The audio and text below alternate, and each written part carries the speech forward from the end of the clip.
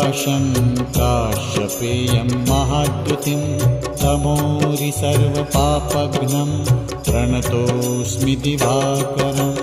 ॐ ह्रां ह्रीं ह्रौं स्वः सूर्याय नमः।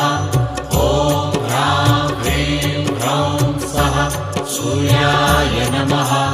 जपाकुसुमसङ्काशं काश्यपेयं महाद्युतिं तमोरि सर्वपापघ्नं प्रणतोऽस्मि दिवाकरम्। ॐ ह्रां